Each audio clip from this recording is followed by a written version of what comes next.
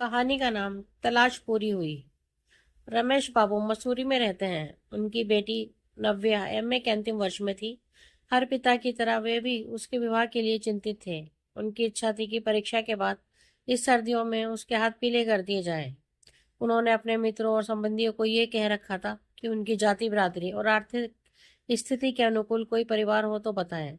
नव्या उनकी इकलौती बेटी थी। उससे 4 साल बड़ा एक बेटा और भी था। पर एक दिन पतंग उड़ाते हुए वे छत से गिर गया।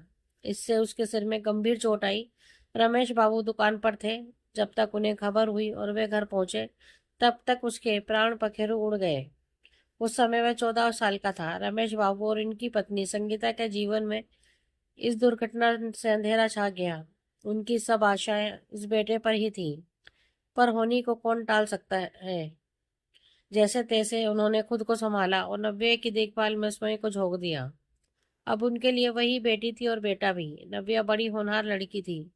पढ़ना हो या खेलना या फिर घरेलू काम, सब में उसकी प्रतिभा प्रकट होती थी। पति पत्नी दोनों ने नव्या को बड़े प्यार से पाला था, इसलिए वे चाहते थे कि नव्या ऐसे घर में जाए जहां उसे भरपूर प्यार और सम्मान मिले। पैसा तो आता जाता रहता है, कुछ लड़की का भाग्य होता है और कुछ लड़के का, पर प्यार और सम्मान तो घरेलू संस्कारों से ही मिलता है। इसलिए वे किसी संस्कारवान परिवार की तलाश में थे। रमेश बाबू का मोती बाजार में मेडिकल स्टोर था। काम बहुत अधिक तो नहीं था, पर दाल रोटी जैसे निकल जाती थी। उन्होंने नव्या के लिए एक दो परिवार देखे, पर कहीं घर का वातावरण उन्हें जचा नहीं, तो कहीं दहेज की मांग ने उनके कदम रोक दिए। नव्या की इच्छा थी कि वे बीएड कर ले, उसके साथ कि कई लड़कियां बीएड कर रही थी। रमेश बाबू ने मना नहीं किया। उन्होंने सोचा कि यदि इस बीच कोई अच्छा रिश्ता आ गया तो शादी कर देंगे, वरना ये कोर्स भी पूरा हो जाएगा। रमेश बाबू के एक करीबी मित्र मुकेश जी ने एक दिन उन्हें एक रिश्ते के बारे में बताया। मुकेश की मौसेरी दीदी सुधा का विवाह हरिद्वार में हुआ था।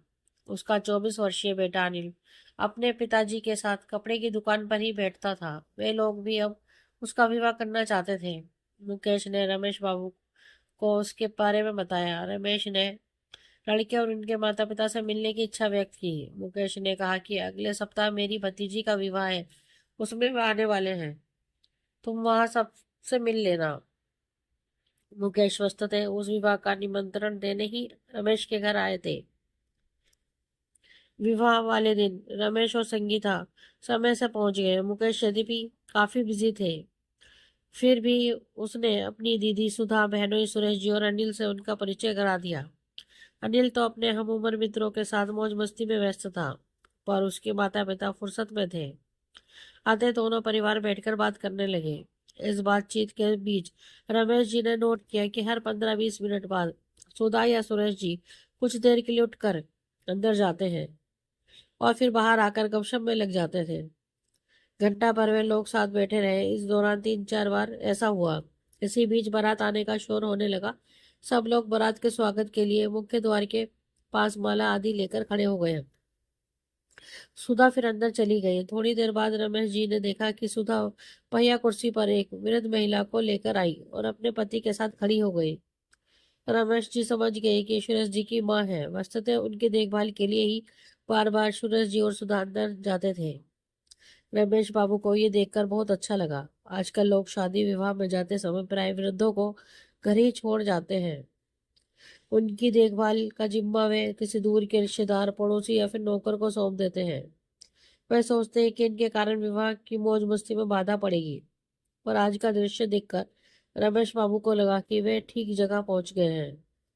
वे नव्या के लिए ऐसी ही संस्कारवान परिवार चाहते थे। ये तलाश आज उन्हें पूरी होती लग रही थी, पर अभी एक सुखद आश्चर्य होना और बाकी था। बारात आने पर स्वागत आदि होने लगा। लड़के और लड़की के पिता, चाचा, मामा, बहनोई आदि एक दूसरे को माला पहनाने लगे। माला डालने के बाद गले मिलते हुए फोटो भी खींचती थी। वर के फूफा जी माला लेकर सुरेश जी की ओर बढ़े, पर सुरेश जी ने माँ की ओर इशारा कर दिया। इस पर उन्होंने वे माला माँ को पहना दी। ये देखकर वर के पिताजी ने भी आगे बढ़कर माँ के गले में माला डाली और उनके पैर छू लिए। माँ ने दोनों हाथ उनके सिर पर रखकर आशीर्वाद दिया। वातावरण बड़ा भावुक हो गया। फोटो खींचने वालों ने ये पल कैमरे में सुरक्षित कर लिया। रमेश बाबू एकटक इस सारे दृश्य को देख रहे थे। माँ के प्रति सुरेश जी और सुधा का व्यवहार उन्हें बहुत अच्छा लगा। वह समझ गए कि ये व्यवहार घरेलू संस्कारों का के कारण ही है। जिस घर में बुजुर्ग माँ का कितना सम्मान होता है, वहां बहू को भी निश्चित ही प्यार मिलेगा। उन्होंने मन ही मन निश्चय कर लिया। संगीता की मनोदशा भी कुछ ऐसी ही थी। बस इसके बाद की कहानी इतनी ही है कि इस घटना को 10 साल हो चुके हैं। नव्या अब सुधा और सुरेश जी के घर की बहू है। उसे भरपूर मान सम्मान और प्यार ससुराल में मिलता है। दोनों परिवार बहुत सुखी और संतुष्ट है। रमेश जी और संगीता बार बार मुकेश जी को धन्यवाद देते हैं, क्योंकि उन्होंने ही इतने संस्कारवान परिवार से उनका परिचय कराया था। दोस्तों, आपको हमारी ये कहानी कैसी लगी, प्लीज़ कमेंट में हमें ज़रूर बताएं। अगर कहानी आपको अच्छी लगी हो तो अपने दोस्तों के साथ शेयर करें और हमारे चैनल को लाइक एंड सब्सक्राइब करना ना भूलें। धन्यवाद।